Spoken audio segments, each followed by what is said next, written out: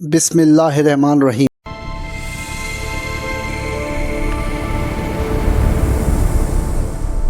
परवाज़ digest के मुअज़्ज़िज़ सामीन के लिए पेश खिदमत है नई पुरस्कार कहानी पूकाफ। तहरीर व आवाज़ रिजवान अली सुमरो। एक सरकश जिनकी दास्तान जो अपनी हुदूद भूलकर इंसानों को तंग करने पर तुल गया था। ठाकुर राम स्वरूप बहुत बड़े जमींदार थे। पूरे 20 गांव की जमींदारी थी। दूर दूर तक उनका नाम था। अंग्रेज सरकार के बड़े लाडले थे। पहली जंग में सरकारी फौज में हजारों सिपाही उन्होंने भर्ती करवाए थे। खूब दौलत कमाई और अंग्रेजी हुकूमत के मंजूर नज़र भी हो गए। बड़े बड़े उनसे डरते थे। उनका रोज़ दिल्ली जाना आना होता था। इलाके में बड़ा दबदबा था। खुद ज़्यादा पढ़े लिखे ना थे मगर अपना काम चलाना जानते थे। उनके 3 लड़के थे। दोनों बड़े लड़के पढ़कर न दिए। उनके पढ़ने में कसूर उनका भी नहीं था। हर तरह के सवार उस हवेली में मौजूद थे। नए शिकारी को तरबियत देने वाले भी मौजूद और शिकार करने के हर तरीके और टेक्निक से वाकिफ कराने वाले भी लोग मौजूद। कहीं दूर जाने की ज़रूरत ही नहीं थी। सारी तरबियत हवेली में ही हो जाती। फिर सारे हुनर सीखने के बाद वो हवेली से निकले तो कच्ची पक्की कैरियों के बाग उजाड़ दिए। ठाकुर सब जानते थे मगर वो क्या करते। वो खुद कुछ कम थे क्या। उनका मुंशी एक आफत का परकाला था। एक एक घर पर नजर रखता। हर फूल हर कली को सूंघता फिरता। ठाकुर का तीसरा बेटा नरेंद्र था। ठाकुर ने उसको पढ़ाने की खातिर हवेली से दूर रखा था। उसके लिए दिल्ली में एक बंगला हासिल किया गया। वहाँ नौकर चाकर रखे गए और हवेली के माहौल से दूर रखने की पूरी कोशिश की गई। मैट्रिक के बाद वो दिल्ली चला गया मगर मैट्रिक तक तो उसने हवेली का माहौल देखा था। वो अपने बड़ों के रंग ढंग देख चुका था।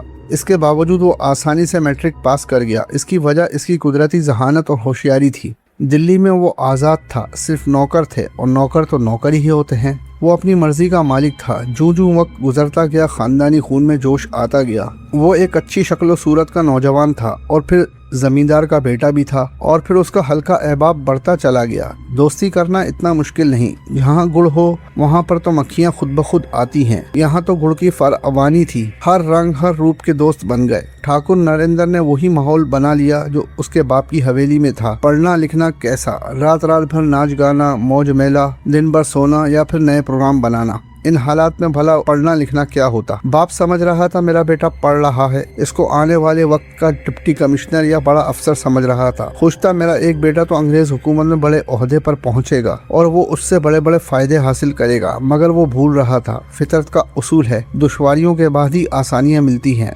नरेंद्र सिर्फ आसानियों का आदी था। मुश्किलात को तो उसने देखा ही नहीं था। उसको तो सिर्फ हुक्म चलाना आता था। वही उसने हवेली में भी देखा था और वो अब दिल्ली में भी देख रहा था। अब वो दिल्ली के उमरा की महफिल में भी शरीक होता था। लोग जान गए थे वो ठाकुर है और बड़े जमींदार का बेटा है। उसके शिकार करने का तरीका भी खूब था। उसकी आंखों में निशात अंगेज चमक होती और होठों पर दिलफरेब मुस्कुराहट। ऐसी मुस्कुराहट के एक लम्हे में किसी भी औरत को गलत फहमी में मुब्तला कर दे। मुस्कुराना वाकई एक फन है और वो कुदरती तौर पर इस फन का बहुत बड़ा फनकार था। हर महफिल में उसके गिर्द मर्दों और औरतों का रश होता था और वो अपना पसंदीदा शिकार उनमें आसानी से तलाश कर लिया करता था। वो सिर्फ चेहरे और जिस्म के हुस्न का शैदाई था। किसी के जज्बात व नजरियात की परवाही उसको न थी। वो तो सिर्फ एक शिकारी था और शिकारी का काम सिर्फ शिकार करना होता है। शिकारी कभी भी शिकार की दिली कैफियत की तरफ तवज्जो नहीं करता। कमजोरियां हर शख्स में होती हैं। अगर इंसान में कमजोरियां न हो तो वो फिर फरिश्ता बन जाए। इन हालात में पढ़ना लिखना और इम्तिहान पास करना बहुत मुश्किल था मगर वो अपने बाप को खुश करने कॉलेज जाता था। उसी तरह रो धोकर वो बीए के फाइनल में आ गया मगर अब वो मरहला बहुत सख्त था। अगर वो बीए पास ना कर सका तो क्या होगा वो सोचता और सख्त परेशान हो जाता। किताबें लेकर पढ़ना तो दरकिनार, उसकी समझ में ही कुछ नहीं आता था क्योंकि सारे साल में उसने कुछ नहीं पढ़ा था कि वो क्या करे, कहाँ से याद करे कि इम्तिहान पास कर जाए। वो जिस बंगले में रहता था उसके चारों तरफ बहुत बड़ा बाग था और दरमियान में बंगला बना हुआ था। नौकरों के क्वार्टर्स फासले पर थे। वो अपने कमरे में परेशान किताबें लिए पढ़ने की कोशिश कर रहा था। कमरे का दरवाज़ा बंद था। अंदर चटखनी भी लगी हुई थी। कमरे में ज्यादा रोशनी नहीं थी। अचानक उसे एहसास हुआ उसके अलावा कमरे में कोई और भी मौजूद है। उसने नजरें उठाकर देखा तो उसे एक शख्स खड़ा नजर आया। वो बड़ा हैरान हुआ। दरवाज़ा अब भी बंद था। ताज्जुब से उसने उस शख्स की तरफ देखा। वो एक जवान आदमी था मगर उसका चेहरा इंतहाई शफ़ाफ था। चेहरे पर संगीन किस्म की बेहिसी छाई हुई थी। ठाकुर नरेंद्र डरपोक नहीं था मगर उसके चेहरे को देखकर उसके जिस्म में सर्द लहर दौड़ गई। वो घबरा कर बोला, कौन हो तुम और अंदर किस तरह आए? उसका सवाल फितरी भी था और बर्जिस्ता भी। नौवारिद के चेहरे पर एक संगीन मुस्कुराहट उभर आई और वो शफ़ाक आवाज़ में बोला, तेरा नाम नरेंद्र है? नरेंद्र ने अपनी ज़िंदगी में ऐसी खौफनाक आवाज़ नहीं सुनी थी। उस पर कपकपी तारी हो गई। वो बड़ी मुश्किल से बोला, हाँ मेरा नाम नरेंद्र है। मेरा नाम बूकाफ है। और सुन ले, मैं भी इसी कोठी में रहता हूँ। मुझे तेरे कारनामे पता हैं। तू पढ़ने आया था और अपने बाप की दौलत पर अयाशी कर रहा है। अब परेशान है कि इम्तिहान किस तरह पास करे। ठीक कहा ना मैंने? उसकी खौफनाक आवाज़ बंद हुई तो नरेंद्र को सुकून मिला, मगर वो खामोश रहा। फिर वो बोला, अरे जवाब दे, मैंने सच कहा या झूठ? तुमने ठीक कहा। वो बड़ी मुश्किल से बोला, अब बोल, इम्तिहान पास करेगा या नहीं? फिर वो बोला, कोशिश तो मैं करूँगा। अरे क्या खाक कोशिश करेगा? सारे साल तो तू अय्याशी करता रहा। उसके चेहरे और शख्सियत की तरह उसकी आवाज़ में भी बेहिसी थी। उसकी गुफ्तगू और आवाज़ का सूती तासुर इस कदर भयानक था कि नरेंद्र बेजार हो गया। वो चाहता था कि जल्द अज जल्द वो इसके कमरे से निकल जाए। मैं पास हूँ या फेल, ये मेरा मामला है। मैंने साल भर क्या किया है ये मैं जानूँ। तू बता, मेरे कमरे तक किस तरह आ गया? नरेंद्र हिम्मत करके बोला। हा हा हा हा हा हा हा। वो हंसा। हमारे आने जाने पर कोई पाबंदी नहीं। हम जिन हैं और हम हर जगह जा भी सकते हैं और आ भी सकते हैं। तुझको इस बंगले में रहने दिया इसलिए कि तू अकेला था और हमारा कोई नुकसान भी नहीं था। काम आन पड़ा है इसलिए हाजिर हुए हैं। नरेंद्र की हालत पहले ही बहुत ख़राब थी। ये सुनकर के वो एक जिन है, उसकी हालत और ज़्यादा ख़राब हो गई। घबरा मत, हम जिन हैं लेकिन तेरे दोस्त बनकर आए हैं। तुम जिन हो? मुझे यकीन नहीं आता। वो ताज्जुब से बोला, मैंने जो कुछ कहा है वो हकीकत है। तुम हकीकतों को तस्लीम नहीं करते और धोखा खा जाते हो। तुम मान लो मैं एक जिन हूँ और तुम्हारे पास खुद आया हूँ। चलो मान लिया तुम जिन हो, लेकिन मेरे पास क्यों आए हो? नरेंद्र का खौफ अब कम हो चला था। काम पड़ गया है तुझसे। बूकाफ बोला, अरे वाह, तुम जिन हो और बंद दरवाजे से अंदर आ गए। इतनी खौफनाक आवाज़, शक्ल देखकर डर लगता है। और मुझसे काम पड़ गया? नरेंद्र मजाक उड़ाने वाले अंदाज में बोला। ज़्यादा उड़ने की ज़रूरत नहीं, वो गुस्से से बोला। जो तुम काम नहीं कर सकते वो मैं कर सकता हूँ, और कुछ काम ऐसे हैं जो तुम कर सकते हो और वो मैं नहीं कर सकता। बोलो, करोगे मेरा काम? बुकाफ खामोश हुआ तो नरेंद्र बोला, मेरा ख्याल था जिन सारे काम कर सकते हैं। किसी बेवकूफ़ से सुना होगा। अरे मैं हूँ ना तुम्हारे सामने। अगर सारे काम मैं खुद कर सकता तो तुम्हारे पास काहे को आता? बुकाफ ने जवाब दिया। अच्छा तो फिर ये बताओ तुम क्या कर सकते हो और क्या नहीं? नरेंद्र ने पूछा। तुम इस चक्कर में मत पड़ो। जो काम मैं तुमको बताता हूँ तुम वो काम मेरा करो, बस। ये समझ लो मैं वही काम नहीं कर सकता। बुकाफ ने जवाब दिया। देखो भाई जिन, मैं इंसान हूँ और इंसानी फितरत ये है कि सबसे पहले वो अपने बारे में सोचता है, उसके बाद वो दूसरों के बारे में। तेरा जो भी काम है वो मैं ज़रूर करूँगा, बस शर्तिया कि वो काम इंसानी बस का हो, ये मेरा वादा है। नरेंद्र अब अपनी फितरत के मुताबिक नॉर्मल हो गया था। डर और खौफ उसकी आवाज़ में नहीं था। वो समझ चुका था जिन ज़रूर है मगर किसी संगीन मसले से दो चार है, इसी वजह से तो मेरे पास आया है। बुकाफ चंद मिनट खामोश रहा और फिर बोला, मैं तुम इंसानों के करीब रहता हूँ इसलिए जानता हूँ तुम लोगों की फितरत को। इंसान हर मामले में अपना मफाद सामने रखते हैं। इंसान बगैर मफाद के किसी के काम नहीं आता। सारे रिश्ते नाते उसके नज़दीक कोई हैसियत नहीं रखते। वो भाई का गला काटने से भी दरेग नहीं करता। उसकी नज़र सिर्फ और सिर्फ अपने फ़ायदे पर होती है और अपने 1 रुपये के फ़ायदे के लिए वो दूसरे का 2000 का नुकसान भी कर देता है। यही इंसानी फितरत है। बुकाफ ने जवाब दिया। तुम्हारी बात किसी हद तक दुरुस्त है मगर कुली तौर पर नहीं। इस दुनिया में ऐसे लोग भी मौजूद हैं जो सिर्फ इंसानियत की खिदमत पर ज़िंदगी गुजार रहे हैं। पूरी ज़िंदगी उन्होंने इंसानी खिदमत करते गुजार दी और ख़ुद कोई फ़ायदा हासिल नहीं किया। तुम उनके बारे में क्या कहोगे? नरेंद्र इत्मीनान से बोला। 1-2 मिसालों से कुछ नहीं होता। तुम बताओ मेरा काम करोगे या नहीं? मुझे तो अब ये पूछना चाहिए तुम्हारा काम क्या है, क्योंकि इंसानी फितरत का एक हिस्सा तजस्सुस भी है। मैं नहीं पूछता, तुम्हारा जो काम होगा वो मैं करूँगा, ये मेरा वादा है, बशर्तिया काम इंसानी बस का हो। कम से कम तुम काम की नौयत तो समझ लो। इसकी ज़रूरत नहीं, क्योंकि ये मेरी शर्त है। तुम पहले मेरा एक काम करोगे। अब नरेंद्र में ख़ानदानी ज़मींदार और हिंदू ज़मींदार बेदार हो चुका था। वो जिनकी मजबूरियों का जायज़ा ले चुका था। पहले काम के लिए मैं तुम्हारे पास आया था और तुमने अपना काम पेश कर दिया। बुकाफ बोला, ये दुनिया है प्यारे और मैं एक इंसान हूँ, खलाई मखलूक नहीं। मेरे साथ तुमसे ज़्यादा मसाइल हैं और तुम खुद जानते हो कि मेरे BA के इम्तिहान होने वाले हैं। मेरा सबसे बड़ा मसला यही है कि मैं पास नहीं हो सकता और मैं फेल नहीं होना चाहता। तुम जानते हो सारे साल मैंने क्या पढ़ा है और जो जो किताब में पढ़ता रहा हूँ उसके सवालात इस पर्चे में नहीं आते। ये है मेरा मसला, बताओ तुम मेरी क्या मदद कर सकते हो। नरेंद्र ने पूछा, और गौर कर लो, तुम शायद भूल रहे हो ये इंसानी फितरत भी है कि वो बहुत लालची है, किसी एक मुकाम पर रुकता नहीं। 1000 रुपए हो तो वो 2000 करना चाहता है, 2000 हो तो 4 करना चाहता है, 4 हो तो 10 करना चाहता है। इस तरह एक ख्वाहिश के बाद दूसरी ख्वाहिश, फिर ये सिलसिला रुकता नहीं। इसलिए मैं कह रहा हूँ गौर कर लो,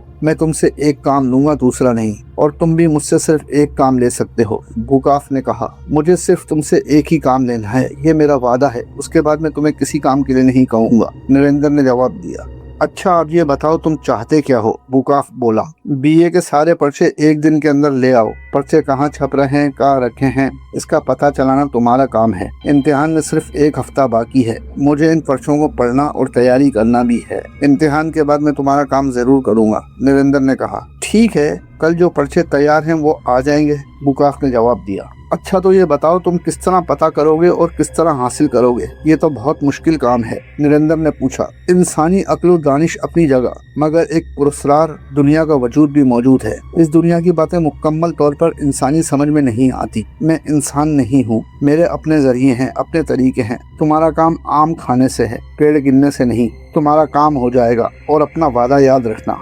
नरेंद्र के सामने तो पकी पकाई खीर आ गई थी। एक एक पर्ची को गौर से देखता रहा और सवालात के जवाब तलाश करता रहा। कमरे का दरवाजा उसने बंद कर दिया था। नौकरों से कह दिया था कोई इसके करीब ना आए, जरूरत पड़ने पर मैं उसे खुद ही बुलाऊंगा। इम्तिहानात के पर्चे देने के बाद बुकाफ उसके बाद दोबारा नजर नहीं आया था। नरेंद्र ने इम्तिहान बड़ी शान से दिया। सारे पर्चे वही थे जो पहले पढ़ चुका था, जो कि बुकाफ ने उसको लाकर दिए थे। इम्तिहान के बाद उसके मशागिल फिर से शुरू हो गए। ठीक 1 माह के बाद बुकाफ नमूदार हुआ। आते ही बोला, याद है तेरा वादा? नरेंद्र बोला, खूब याद है। तो फिर सुन, मैं एक जिन हूँ, तू ये जानता है, मगर तू ये नहीं जानता। जिस तरह इंसानों में कमजोर, बेकार, बेहुनर लोग होते हैं, इन लोगों की इज्जत लोगों की नजरों में कुछ नहीं होती। वो पैदा होते हैं और मर जाते हैं, उनके जीने और मरने पर किसी को कोई असर नहीं होता। कुछ लोग वो होते हैं जिनको लोग इज्जत की निगाह से देखते हैं, किसी हुनर की वजह से, तालीम की वजह से, खिदमत की वजह से, शोहरत की वजह से। शोहरत अच्छी भी हो सकती है और बुरी भी। इस तरह का मामला हमारे साथ भी है। मैं एक शोहरत याफ्ता जिन हूँ, वो शोहरत अच्छी है या बुरी इससे तुमको कोई वास्ता नहीं। ऐसे शोहरत याफ्ता जिनों को काबू करने की कोशिश हजरत इंसान करता ही रहता है। इंसान बहुत ताकतवर होता है, उसके पास ऐसा इल्म है, वो हमको काबू कर लेता है और हम उसके गुलाम बन जाते हैं, इसकी मर्जी के काम करते हैं। अगर वो चाहे हमको कैद कर ले, और उस कैद की मुद्दत सैकड़ों साल भी हो सकती है। मुझे कैद करने के लिए मौलाना अमल कर रहा है। इस अमल की मुद्दत 40 रोज में पूरा होना है। मैं अपनी सी पूरी कोशिश कर चुका हूँ, मगर वो बड़ा मजबूत आसाब का आदमी है, अपनी जगह से जरा भी नहीं हटा। आज से ठीक 7 रोज बाद उसका अमल पूरा हो जाएगा और वो मुझे कैद कर लेगा। इसके बाद मैं कहीं का नहीं रहूंगा। वो चाहे तो मुझे समंदर में गर्क कर दे, चाहे तो मुझे जलाकर राख कर दे, मैं उसका कुछ नहीं कर सकता। बुकाफ सांस लेने को खामोश हुआ। तो नरेंद्र ने पूछा, मगर वो तुमको कैद क्यों करना चाहता है? तुमसे क्या दुश्मनी है? तुम इम्तिहान में क्यों फेल हो रहे थे? क्योंकि तुम्हारे कारनामे गैर नसाबी थे। जो तुम करते थे वही मेरे भी मशगले हैं। बस ये बात उसको अच्छी नहीं लगी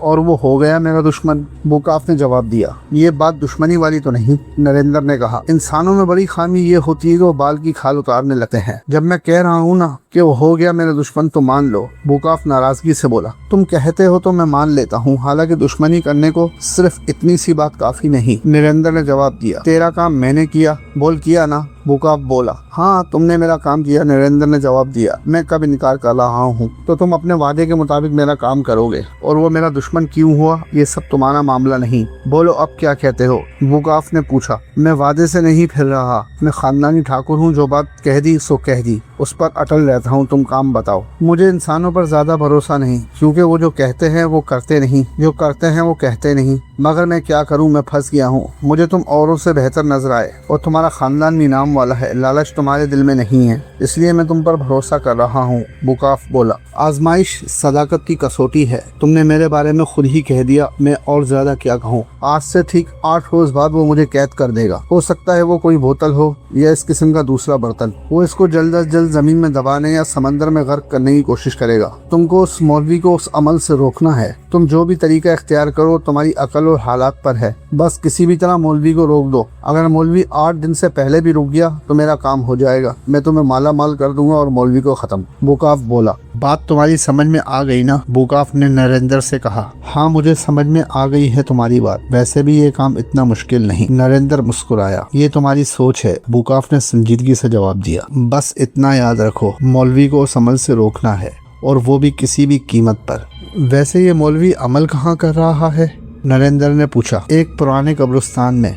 ऐसे अमलियात के लिए तन्हाई बहुत ज़्यादा ज़रूरी होती है, और ऐसी तन्हाई कब्रिस्तान से बेहतर कहीं भी नहीं मिल सकती। इतना याद रखना, तुम इस अमल में नाकाम रहे मैं तो कैद हो जाऊंगा, लेकिन कैद होने से पहले मैं तुम्हारी जिंदगी अजीरन कर दूंगा। बुकाफ के लहजे की सफाकी महसूस करके नरेंद्र कांप उठा। आधी रात का वक्त है, शायद ये महीने की सबसे तारीख रात है। अंधेरे में कब्रों पर झुके हुए तकूने और चकोर कतबे सायों की तरह लग रहे थे, जो कि कब्रों के ऊपर झुककर साकित हो गए थे। हर तरफ मौत की सी खामोशी और सन्नाटा छाया हुआ था।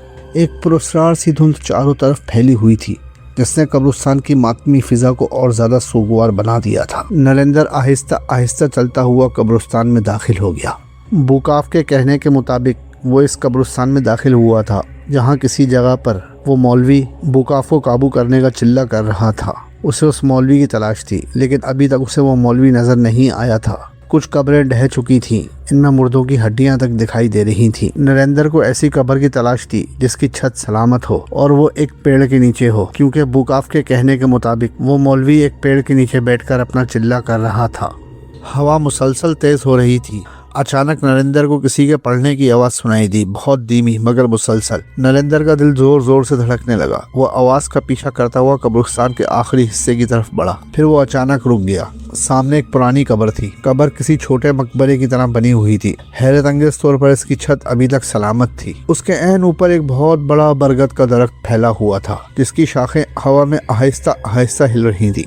और कब्र के सामने एक सफेद लिबास में मलबूस एक मौलवी बैठा हुआ था, जो कि बूढ़ा था, जिसकी उम्र नरेंद्र के हिसाब से 60 या 65 बरस के करीब रही होगी। उसके सामने मिट्टी पर अजीब से नक्श बने हुए थे। हाथ में एक तस्बीह थी, आंखें बंद थी और होंठ मुसलसल हरकत कर रहे थे। वो किसी वजीफे में मसरूफ था। नरेंद्र चंद लम्हे साकित खड़ा रहा। उसी लम्हे अचानक कब्रिस्तान में जोरदार हवा गूंजी। बरगद का दरख्त खतरनाक अंदाज में हिलने लगा। नरेंद्र घबरा गया। तभी कब्र के पीछे मौजूद अंधेरे में 2 सुर्ख आंखें चमकी। बुकाफ वहां खड़ा था, सियाह लिबास, तेज चमकती हुई आंखें और चेहरे पर शदीद बेचैनी और वही सफाकी। इसे रोको नरेंद्र, इसकी आवाज में गुस्सा था। नरेंद्र हिचकिचाया। तूने वादा किया था, मैंने तेरा काम किया, अब तुझे मेरा काम करना होगा। बुकाफ बोला। ये क्या पढ़ रहा है? ये मुझे बांधने की कोशिश कर रहा है। अगर ये कामयाब हो गया तो मुझे कैद कर लेगा। नरेंद्र के जिस्म में सनसनी सी दौड़ गई। मैं क्या करूं? इसका वजीफा रुकवाओ। मौलवी की आवाज अब पहले से भी ज्यादा बुलंद होने लगी थी। उसके गिर्द बने मिट्टी के नक्श हल्के हल्के चमकने लगे थे। हवा अब तूफान में बदल रही थी। नरेंद्र ने हिम्मत करके कदम आगे बढ़ाए। बाबा, मेरी बात सुने। मगर मौलवी ने कोई जवाब नहीं दिया। उसकी आंखें बंद थी और तस्बीह मुसलसल चल रही थी। नरेंद्र मजीद करीब गया, उसका कंधा पकड़ने के लिए हाथ बढ़ाया, मगर जैसे ही उंगलियां मौलवी के करीब पहुंची, अचानक उसे एक जबरदस्त झटका लगा। नरेंद्र चीखता हुआ कई कदम पीछे जा गिरा। उसके कानों में अजीब सी आवाज फिर गूंज गई। चंद लम्हों तक उसे कुछ सुनाई न दिया। वो बमुश्किल उठा। मौलवी अब भी मुसलसल वजीफा पढ़ रहा था। ऐसा लग रहा था जैसे मौलवी के गिर्द नजर न आने वाली कोई दीवार मौजूद हो। दोबारा कोशिश करो, बुकाफ की आवाज गूंजी। नरेंद्र ने गुस्से और खौफ से दोबारा आगे बढ़ के मौलवी को हिलाने की कोशिश की, मगर इस बार झटका पहले से भी ज्यादा खतरनाक था। वो जोर से कब्र के किनारे से टकराया। उसके होंठों से खून निकल आया। हवा खौफनाक अंदाज में चल रही थी।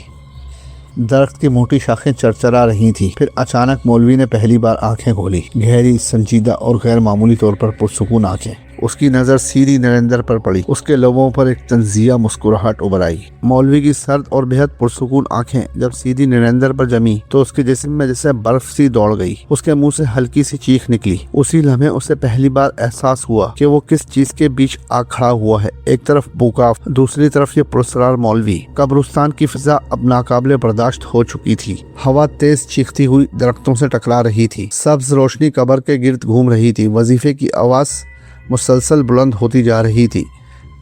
नरेंद्र खौफजदा होकर पीछे हटा। फिर अचानक पलटा और उल्टे कदमों भागने लगा। उसके जूते गीली मिट्टी पर फिसल रहे थे, सांसें बेतरतीब हो चुकी थीं। कब्रिस्तान के रास्ते में दीवानों की तरह भाग रहा था। उसी लम्हे वो पलटा, फिर उसके कदम लड़खड़ा गए।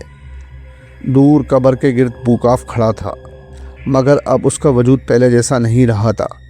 उसके जिस्म से स्याह धुआं उठ रहा था, चेहरा बिखरता जा रहा था। उसका वजूद वाकई धुएं की तरह आहिस्ता आहिस्ता बिखर रहा था। फिर उसके हलक से चीख निकली और नरेंद्र पूरी कुव्वत से भागता हुआ कब्रिस्तान के दरवाजे से बाहर निकला और रात की सुनसान सड़क पर तेज तेज दौड़ने लगा। उसकी सांसें फूल चुकी थीं, दिल बुरी तरह धड़क रहा था। जहन में सिर्फ एक ही मंजर बार बार घूम रहा था, बूकाफ का बिखरता हुआ वजूद। घर पहुंचते पहुंचते नरेंद्र की हालत खराब हो चुकी थी। उसकी सांसें बुरी तरह फूल रही थीं, हाथ मुसलसल कांप रहे थे। वो लड़खड़ाते हुए कदमों से अपने कमरे में दाखिल हुआ और दरवाजा बंद कर दिया और बगैर सोचे समझे जूतों समेत ही बिस्तर पर गिर पड़ा। उसका पूरा जिस्म पसीने में भीगा हुआ था।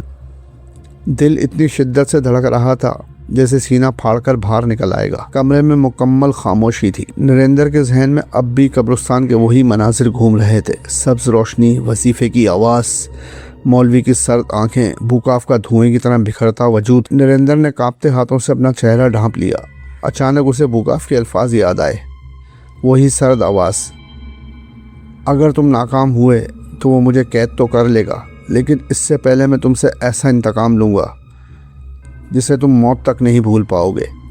नरेंद्र के जिस्म में सनसनी सी दौड़ गई। अचानक पूरा कमरा कहकों से गूंज उठा, एक खौफनाक गैर इंसानी। नरेंद्र जैसे पत्थर का हो गया, उसकी सांसें रुकने लगी। कहके चारों तरफ से आ रहे थे, दीवारों से, छत से, अंधेरे से। नरेंद्र ने कांपते हुए इधर उधर देखा कि कौन है। अचानक कमरे की लाइट ज़ोर ज़ोर से टिमटिमाने लगी। हवा जैसे बर्फ़ की तरह सर्द हो गई। कमरे के कोने में अंधेरा आहिस्ता आहिस्ता गहरा होने लगा। नरेंद्र के जिस्म में जैसे जान निकलने लगी। अंधेरे में दो सुर्ख आंखें उभरी और फिर बूकाफ का धुंधला वजूद सामने आने लगा, मगर अब वो पहले जैसा नहीं था। वो बिस्तर के कोने में सहम कर बैठा था, जबकि बूकाफ का धुंधला वजूद कभी कमरे के एक कोने में जाहिर होता, कभी दूसरे कोने में। उसकी सुर्ख अंगारा आंखें मुसलसल नरेंद्र को घूर रही थी। 7 दिन, उसकी भारी और रौबदार आवाज कमरे में गूंजी। सिर्फ 7 दिन बाकी हैं। नरेंद्र के खुश्क होंठ कांपे। का किस चीज के?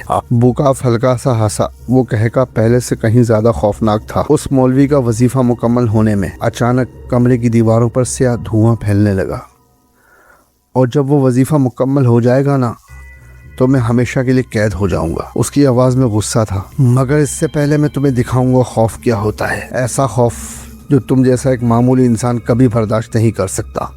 वो गुस्से से बोला। नरेंद्र का पूरा वजूद कांप उठा। अगली सुबह वो शदीद बुखार में मुब्तला था। उसकी आंखों के नीचे से हल्के बन चुके थे। मगर असल खौफ तो रात के बाद शुरू हुआ। पहला दिन, रात के तकरीबन 2 बजे अचानक नरेंद्र की आंख खुल गई। कमरे में गुप्त अंधेरा था, मगर उसे साफ महसूस हुआ कोई उसके बिस्तर के नीचे सांस ले रहा है। लंबी, बारी और सड़ी हुई सांस, जिसमें एक नहायती अजीब और गरीब किस्म की बदबू थी। नरेंद्र के जिस्म से पसीना बहने लगा। खौफ के मारे वो हरकत भी न कर सका। फिर अचानक उसने एक ऐसी आवाज़ सुनी जैसे कोई अपने नाखून फर्श पर रगड़ रहा हो। खरर खरर। नरेंद्र ने खौफजदा होकर चादर अपने चेहरे तक खींच ली, मगर अचानक किसी ने नीचे से जोर से बिस्तर को झटका दिया। आह! वो चीखता हुआ उछल पड़ा। कमरे में कोई नहीं था, मगर फर्श पर लंबे नाखूनों के ताज़ा निशानात मौजूद थे। दीवार पर उंगली से सिर्फ एक ही जुमला लिखा था, 7 दिन। खौफ का अब दूसरा दिन शुरू हो चुका था। रात को नरेंद्र ने शराब पीकर सोने की कोशिश की, मगर आधी रात के वक्त उसे ऐसा लगा जैसे कोई उसके कान के बिल्कुल करीब ही सरगोशी कर रहा हो। 7 दिन। वो फौरन उठ बैठा। कमरे में कोई नहीं था, मगर अचानक आईने में उसे अपना अक्स दिखाई दिया, मगर वो अक्स मुस्कुरा रहा था, जबकि नरेंद्र के होंठ बिल्कुल साकित थे। नरेंद्र की चीख निकल गई, मगर आईने में मौजूद अक्स ने अपनी गर्दन गैर इंसानी अंदाज में मोड़ी और उसकी आंखें मुकम्मल स्याह हो गईं। फिर आईने पर खून जैसे अल्फाज उभरे, तुम मुझे रोक नहीं सकोगे। खौफ क्या होता है वो अब तुम्हें पता चलेगा। अचानक पूरा आईना धमाके से टूटकर बिखर गया। तीसरा दिन। खौफ का अब तीसरा दिन शुरू हो चुका था। हवेली के नौकर अचानक गायब होने लगे। एक नौकर तो पागलों की तरह चीखता हुआ भागा। उसके लबों पर मुसलसल एक ही बात थी, वो छत पर खड़ा है, वो मुझे देख रहा है, वो छत पर खड़ा है, वो मुझे देख रहा है, मुझे बचाओ, मुझे बचाओ। मगर छत पर कोई भी नहीं था। उसी रात नरेंद्र ने पहली बार पूरे बंगले में भूकाफ का कहका गूंजते सुना।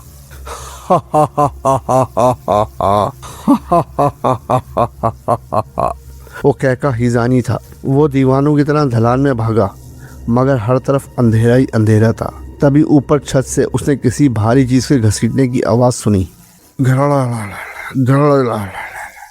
नरेंद्र कांपते हुए ऊपर पहुंचा, मगर छत खाली थी। फर्श पर ताज़ा खून फैला हुआ था। खून से एक ही लफ्ज़ लिखा था, 3 दिन, सिर्फ 3 दिन। चौथा दिन। खौफ का अब चौथा दिन शुरू हो चुका था। उसी रात नरेंद्र ने पहली बार बुकाफ को अपनी असल शक्ल में देखा। रात के वक्त अचानक आंख खुली। खौफ से जैसे उसका दिल रुक गया। बुकाफ उसके बिस्तर के ऊपर छत से उल्टा लटका हुआ था। उसका चेहरा अब इंसान जैसा नहीं था। लंबे दांत, जलती सुर्ख आंखें, आधा जिस्म धुएं की तरह बिखरा हुआ। चेहरे पर इंतहाई खबासत और सफ़ाकी फैली हुई थी। बुकाफ को इतने खौफनाक रूप में देखकर नरेंद्र का दिल उछलकर हलक में आ गया। वो आहिस्ता से मुस्कुराया। सिर्फ 3 दिन बाकी हैं। उसके मुंह से स्याह धुआं निकल रहा था। नरेंद्र खौफ से बिस्तर से नीचे गिर पड़ा। तभी बुकाफ आहिस्ता आहिस्ता उसके बिल्कुल करीब आया, इतना करीब कि नरेंद्र उसकी सड़ी हुई सांस को महसूस कर सकता था। उसने सरगोशी की, मुझे अकेला नहीं मरना, मैं मरूंगा और तुझे साथ लेकर मरूंगा। अगले लम्हे पूरा कमरा ज़ोर ज़ोर से हिलने लगा और बुकाफ के कहके गूंजने लगे। 5वां दिन। खौफ का 5वां दिन। उस दिन बारिश सुबह से ही बरस रही थी। आसमान पर स्याह काले बादल छाए हुए थे। नरेंद्र कई घंटों से खामोश कमरे में बैठा हुआ था। तभी बंगले के बाहर गाड़ी रुकने की आवाज़ आई। चंद लम्हों बाद दरवाज़ा खुला। महेंद्र अंदर दाखिल हो रहा था। बारिश से उसके कपड़े भीग चुके थे। उसने नरेंद्र को देखा तो उसके चेहरे का रंग उड़ गया। तो तुमने अपनी क्या हालत बना रखी है, चेहरा तो देखो, ऐसा लग रहा है जैसे सदियों में बीमार हो। नरेंद्र खामोश रहा। महेंद्र आहिस्ता आहिस्ता उससे करीब आया। तुम बिल्कुल ही पहचान में नहीं आ रहे।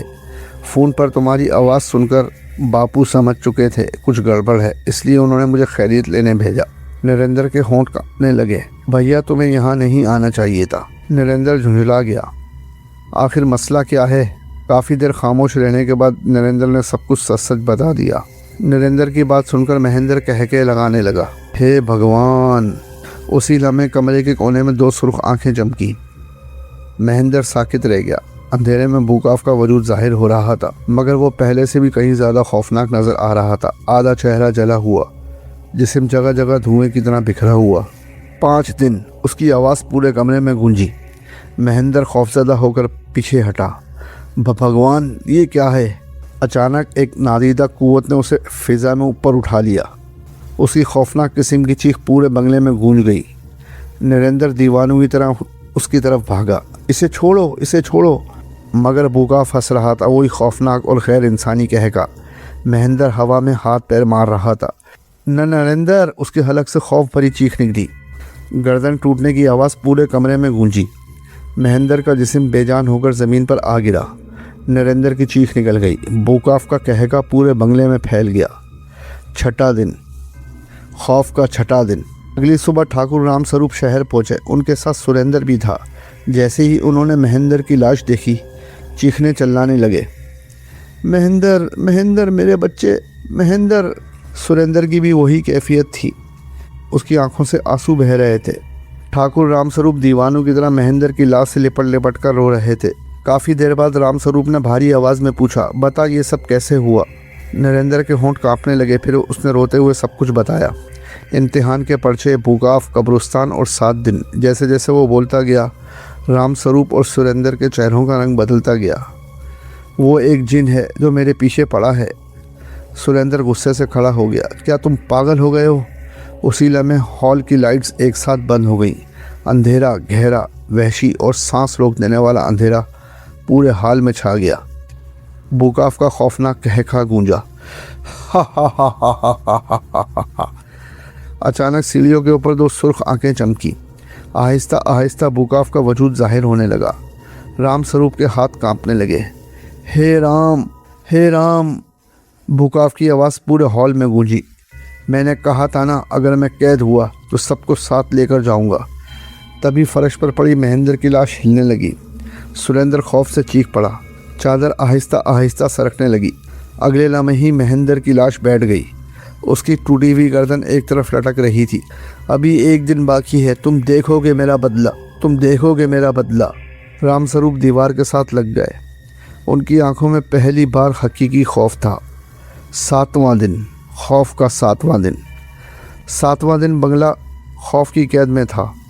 कोई नौकर अंदर आने को तैयार नहीं था। रात के आखिरी पहर अचानक पूरा बंगला लरसने लगा। खिड़कियां ज़ोर ज़ोर से बजने लगीं। आईने खुद ब खुद टूटने लगे। फिर बुकाफ हॉल के दरमियान ज़ाहिर हुआ, मगर अब उसका जिस्म तकरीबन बिखर चुका था। यूँ लगता था जैसे कोई ताकत उसे खींच रही हो, मगर उसकी सुर्ख आँखों में नफ़रत अब भी ज़िंदा थी। मैं कैद हुआ ना, तुम में से कोई भी नहीं बचेगा, वो बोला। तभी बाहर से वजीफ़ा पढ़ने की आवाज़ गूंजी। बुकाफ पहली बार खौफज़दा दिखाई दिया। नहीं, उसके हलक से ज़ोरदार आवाज़ निकली। बंगले का मरकज़ी दरवाज़ा आहिस्ता आहिस्ता खुला। चरर चरर, ठंडी हवा अंदर दाखिल हुई। दरवाजे पर वही बूढ़ा मौलवी खड़ा था, सफ़ेद लिबास, हाथ में तस्बीह, दो पुरसुकून आंखें। वो आहिस्ता आहिस्ता हॉल में दाखिल हुआ। राम स्वरूप, सुरेंद्र, नरेंद्र सब खौफजदा खड़े थे। मौलवी साहब मुसलसल वजीफ़ा पढ़ते हुए आगे बढ़ रहे थे। फिर उन्होंने अपने कपड़ों से एक छोटी सी शीशे की बोतल निकाली जिस पे अजीबोगरीब नक्श बने हुए थे। बुकाफ गुस्से से चीखा, दूर रहो। मौलवी साहब ने महेंद्र की लाश देखी।